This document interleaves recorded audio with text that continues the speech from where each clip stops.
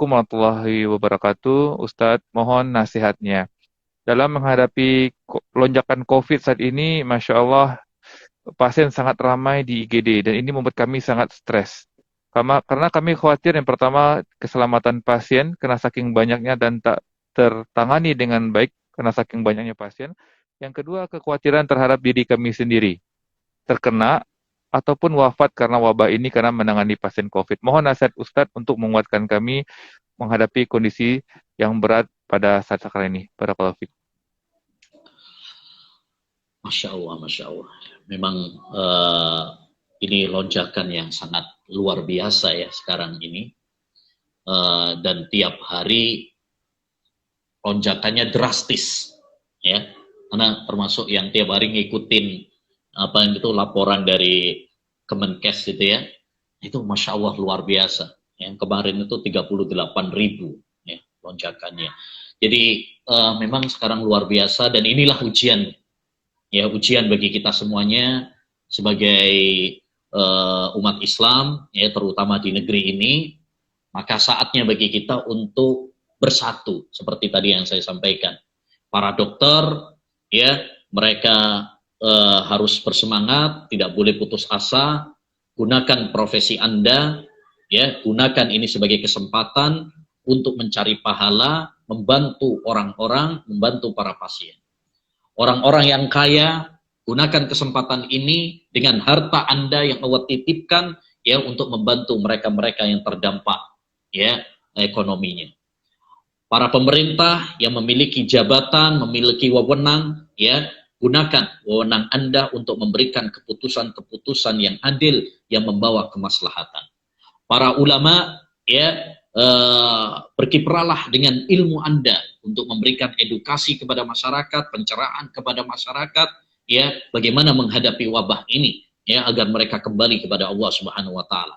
Artinya kita semuanya harus berkontribusi, ya dan terkhusus untuk para dokter, ya mereka ya kami ya anggap sebagai ya garda terdepan dalam menghadapi hal ini, ya.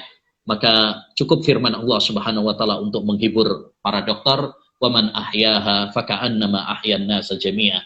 Ya, barang siapa yang menyelamatkan nyawa seorang muslim, maka pada hakikatnya sama saja dia menyelamatkan seluruh manusia.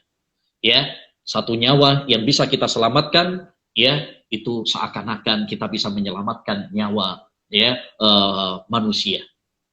Oleh karenanya, ya hendaknya bagi kita para dokter ya, yang pertama betul-betul menjadikan ini sebagai ladang pahala. Ikhlaskan, ini ladang pahala saya, ini ibadah saya, ini saatnya bagi saya untuk terjun, berkiprah, berpartisipasi ya, untuk membantu saudara-saudara saya.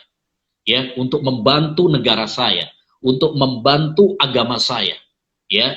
Nah ini, jadikan ini sebagai ladang pahala, jadikan ini sebagai ibadah. Ya, jadikan ini sebagai tabungan akhirat kita. Yang kedua, ya terus kita memohon pertolongan kepada Allah, tawakal kepada Allah, kuatkan tauhid kita. Ya, kalau misalkan ada kekhawatiran, ketakutan, itu pasti itu rasa takut yang tabii. Ya, takut tatkala menghadapi wabah dan sebagainya, itu ya pasti itu terjadi. Tapi kalau kita bertawakal kepada Allah Subhanahu wa taala, hidup mati kita di tangan Allah Subhanahu wa taala, ya, maka ya insyaallah taala rasa takut itu akan kita bisa tepis, ya.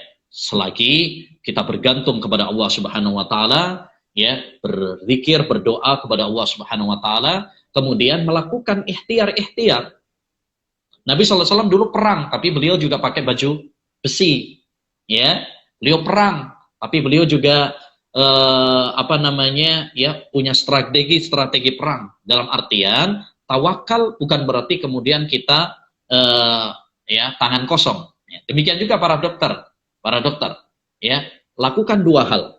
Yang pertama, kuatkan tauhid kita, kuatkan tawakal kita, iman kita percaya bahwa hanya Allah SWT yang menghidupkan dan mematikan, hanya Allah Subhanahu wa taala yang bisa melindungi dan menyelamatkan. Ya, kemudian kita iringi dengan doa, zikir, ya, zikir pagi petang, zikir-zikir agar kita diselamatkan oleh Allah dari virus penyakit. Itu ada. Allahumma inni a'udzubika minal barasi wal jununi wal judam wa min sayyi'il asqam. Misalkan la ilaha illallah subhanak inni kuntu minadh dhalimin, ya, dan lain sebagainya dari doa-doa, doa zikir pagi petang dan sebagainya. Kemudian lakukan ikhtiar-ikhtiar yang kalau ini insya Allah semua dokter sudah tahu ya, misalkan pakai masker, pakai seragam ya, PD dan sebagainya, itu kita lakukan sebagai bentuk ikhtiar. Sebab, tapi yang paling penting nomor satu tadi, yaitu kuatkan iman, kuatkan tawakal kita kepada Allah SWT. Karena bisa jadi walaupun kita sebagai dokter sudah melakukan semua usaha-usaha, ya, protokol kedokteran sudah kita lakukan, tapi tetap aja bisa kena. Ya, dan itu terjadi kan ya, sebagian dokter ya, walaupun mungkin ya kita yakinlah yang namanya dokter sudah melakukan SOP dengan baik ya, dengan pakai masker dan sebagainya, tapi juga kena. Dan awal-awal dulu banyak para pejuang ya dari kedokteran yang berguguran. Ya, ini menunjukkan bahwa kita hanya berusaha, masker, ya, vaksin dan sebagainya itu hanyalah sebagai sebab ikhtiar, tapi yang menentukan adalah Allah Subhanahu wa taala.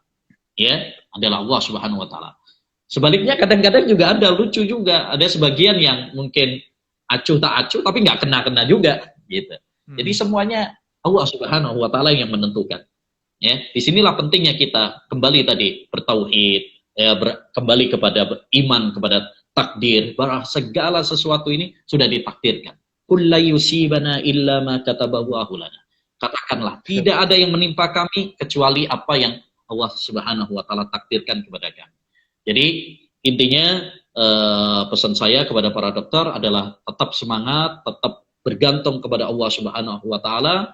Ya, jangan pernah putus asa, frustasi, ya, dan jadikan ini sebagai ladang pahala kita, ibadah kita, tabungan akhirat kita. Ya, nah, Masya Allah. Masya Allah, Ustaz. Barakallahu fiik, Ustaz.